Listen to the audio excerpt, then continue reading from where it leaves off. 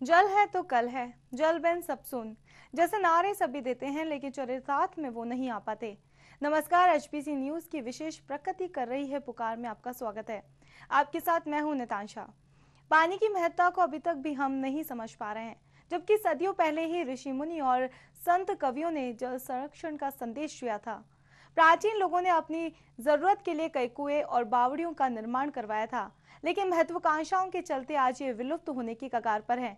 अगर यही सिलसिला रहा तो ये तय है कि तीसरा विश्व युद्ध पानी के लिए ही होगा।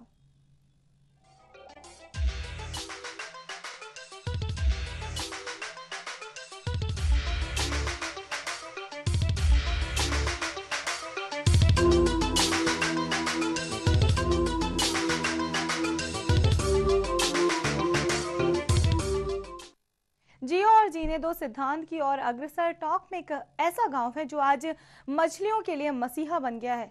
क्या है इस अनोखे गांव की पूरी कहानी, बता रहे हैं हमारे संवाददाता रवि टेलर। हम पहुंचे हैं आज टोंक के अरनानील गांव में, जिस गांव की पहचान मछलियों के पालन हर्ता के रूप में जानी जाती है। गांव वालों ने निश्चय किया हुआ है कि न वो मछलियों का शिकार होने देंगे, बल्कि मछलियों को पालने के लिए वो पानी से लेकर आटा और चने तक की व्यवस्था भी खुद करते हैं। मेरे पीछे आप देख रहे हैं इन मछलियों को, जो कि भले ही बोलती नहीं हो, लेकिन इनकी इस भाषा को, इनकी जुबानी भाषा को अरनानील के गांव वालों ने अच्छी तरह समझा है।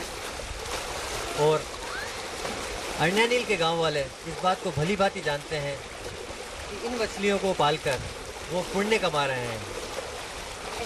हम आज जानेंगे इस गांव के वासियों से कि आखिर किस तरह से गांव वालों ने इन मछलियों को पालना शुरू किया।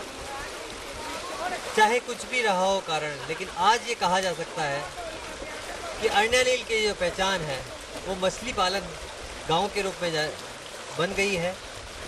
ऐसे में इनका ये प्रयास सराहनीय तो है ही, प्रेरणा में भी है।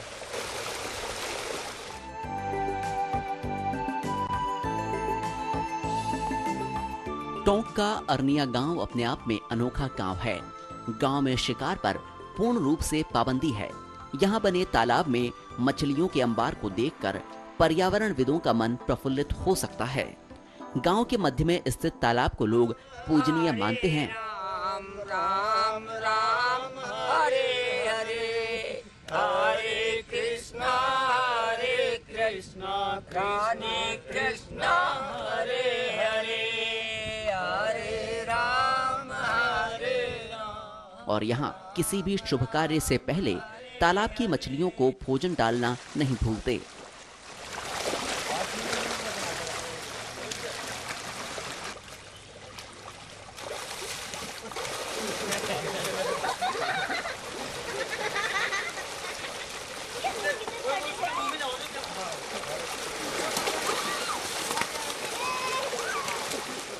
गांव में जियो और जीने दो की पहल मछलियों के लिए वरदान बन गई। अब तो ग्रामीण भी इन्हें बच्चों की तरह पालते हैं, दिन रात इनकी सेवा में जुटे रहते हैं। गांव में मछलियों का शिकार करते पकड़े जाने पर 11,000 रुपए जुर्माने और सजा का प्रावधान है। मछलियों के लिए मसीहा बने अरनानील गांव वालों ने कहां से लिए प्रेरणा और क्या है उनकी सेवा का राज, खुद जानते हैं अरनानील के गांव वालों से। हमें जैन समाज से हमने प्रेरणा ली है कि जियो और जीने दो के सिद्धांत पे हमने इन्हीं समाज से सीखा। शुरू से ही हमारे जो बुजुर्गों ने मछली पालन के लिए प्रेरणा डाली और शिकार के प्रति मतलब निषेधाज्ञा हमें सिखाई।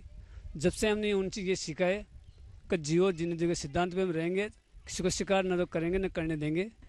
क्या है पूरी कहानी और किस तरह से आप लोग इसके लिए व्यवस्थाएं करते हैं?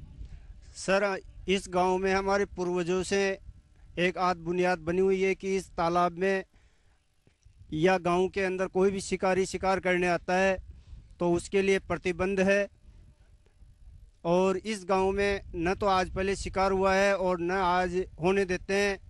भीषण अकाल की परिस्थिति में भी हमने गांव वालों से चंदा लेकर के इसमें पानी की व्यवस्था की, इनको जीवित रखा। आसपास कुएं हैं, उनमें पानी था तो उन्होंने इंजन चला करके इनको जीवित रखा। आज भी अगर गांव अरनानील में कोई शिकार के लिए आता है तो उससे पहले हम मरने के लिए उतारू हो जाते हैं और शिकार नहीं करने देते हैं। युवा बड़ों के साथ हैं और बड़े जैसे करते हैं वैसे काम करते हैं और इसमें बुजुर्गों से ज़्यादा युवाओं का योगदान है इसमें। बारिश में ये मछलियाँ पानी के विपरीत जाती है तो बारिश के बाधा को न देखते हुए भी इसकी सहायता करते हैं मछली की।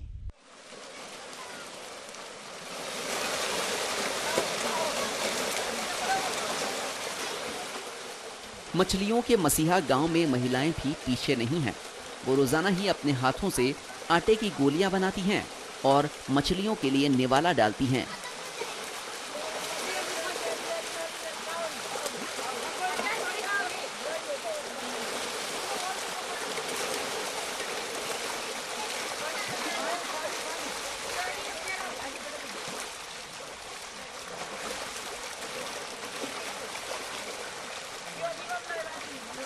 यहाँ महिलाएं भजन करने के साथ ही मछलियों के पालन के लिए नियम भी खुद तय करती हैं।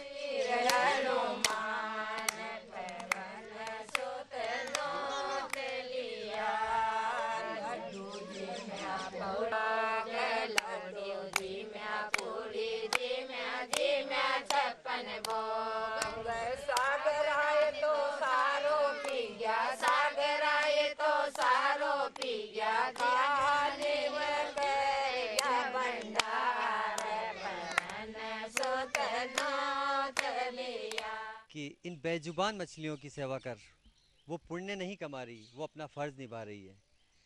क्या सोचती है गांव की महिलाएं इस नेक काम के लिए? खुद महिलाओं से ही जानते हैं कि क्या सोचती हैं वो।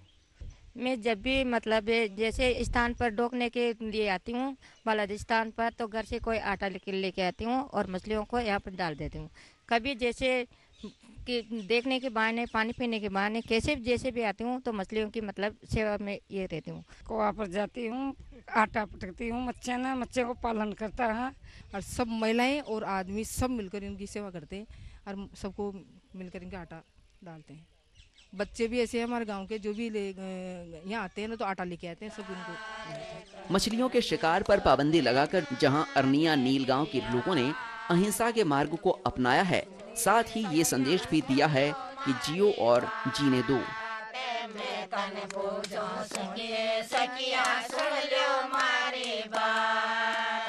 पान तोड़ तुलसी को रख दो, पान तोड़ तुलसी को रख दो,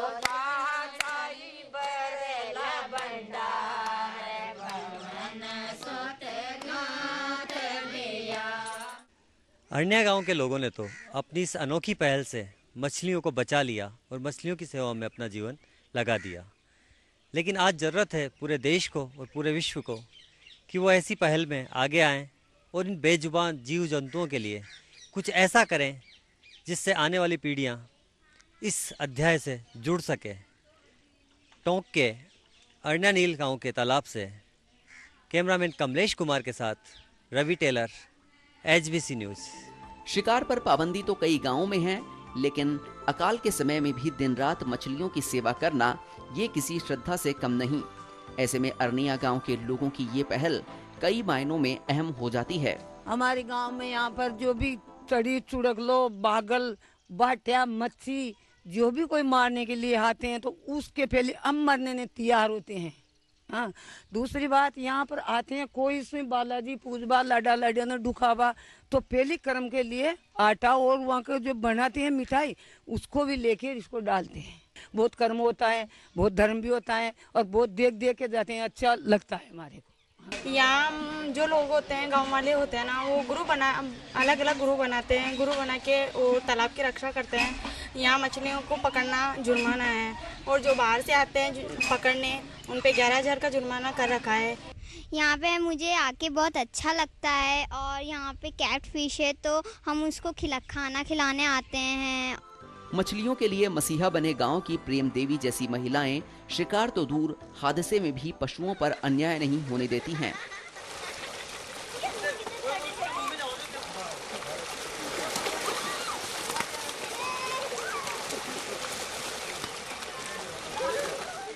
जल है तो जीवन है, आपने ये कहावत सुनी होगी। लेकिन अरनिया नील गांव वालों की माने तो मछलियां हैं तो उनके तालाब में जल है और जब मछलियाँ और जल दोनों हैं तो इस गांव में खुशहाली है कि मछलियों को बचाने की ये मुहिम इस गांव की खुशहाली का प्रतीक बन गई है। टोंक से कैमरामैन कमलेश के साथ Ravi Taylor, HBC news. HBC विशेष में फिलहाल वक्त एक ब्रेक का, बने रहिए हमारे साथ।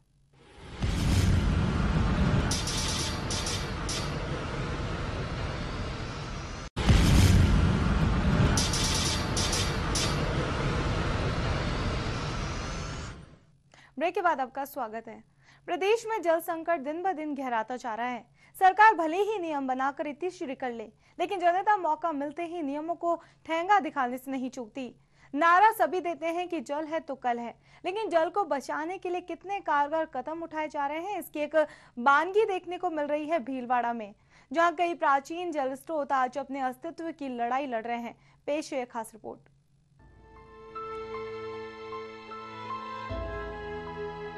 इन दिनों इंसान अपनी महत्वाकांक्षाओं के चलते प्रकृति से लगातार खिलवाड़ करता जा रहा है।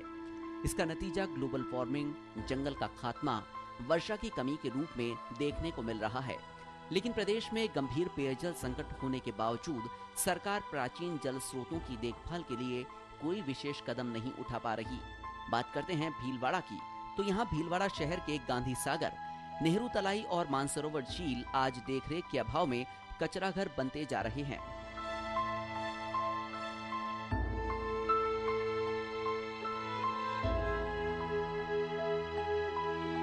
गंदगी से अटी पड़ी इन झीलों की दुर्दशा से समीपवर्ती लोग भी परेशान हैं।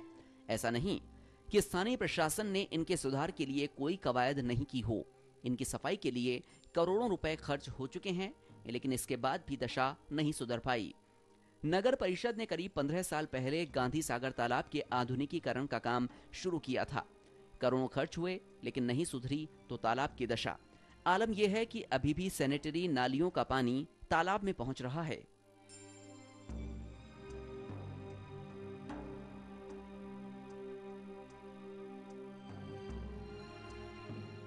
कभी विशाल क्षेत्र में नेहरू तलाई फैली हुई थी, लेकिन धीरे धीरे जमीन बिकती गई और तालाब सिमटता गया।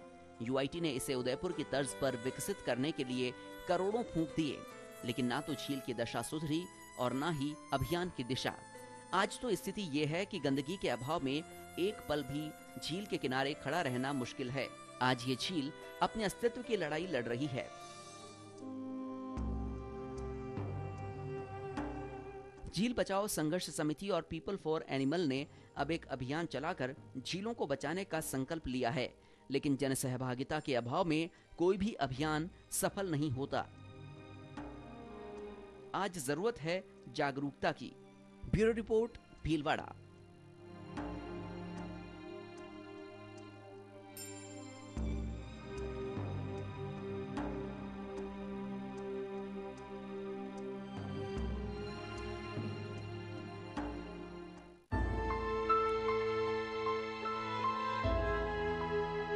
इन दिनों इंसान अपनी महत्वाकांक्षा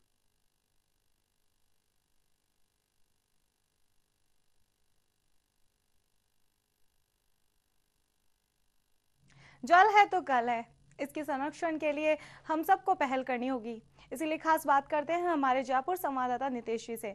जी नितेश जी, जल संरक्षण को लेकर आज ये मुद्दा हमने HBC विशेष में लिया है, इसके बारे में आप क्या कहेंगे? नहीं, ये तो आपको सबको समझने की जरूरत है कि अगर हमें अपने कल को बचाना है तो अपने जल को बचाना होगा, क्योंकि सब जानते हैं जल एक ऐसी चीज है जिसे पैदा नहीं किया जा सकता, इसे केवल बचाया जा सकता है। तो इसके लिए सबसे जरूरी है कि हम अपने जो प्राचीन जल स्रोत हैं उनका संरक्षण करें, उन्हें किसी तरीके से बचा सकें। जैसा कि आपको बता दूं कि जो हमारे जो कई प्राचीन जल स्रोत है, जिसमें कई आज के लिए भीलवाड़ा की परेशानी नहीं है, पूरे प्रदेश की परेशानी, पूरे देश की परेशानी है। आपको बता दूं कल दिल्ली के जंतर मंतर में भी साधु लोग जुटे थे जो गंगा को बचाने के लिए जुटे थे, क्योंकि पानी को बचाना ही आज, अगर हमें अपने कल को बचाना तो पानी को बचाना बहुत जरूरी है। जी निताशा। जी नितेश, सरकार घोषणाएं लागू करती है लेकिन उन पे खरी नहीं उतरती, चाहे जल संरक्षण को लेकर हो, जानवरों को बचाने को हो, पेयजल आपूर्ति को लेकर हो। तो इस तरीके से आम जनता किस तरीके से खुद इन घोषणाओं को अस्तित्व में ला पाएगी?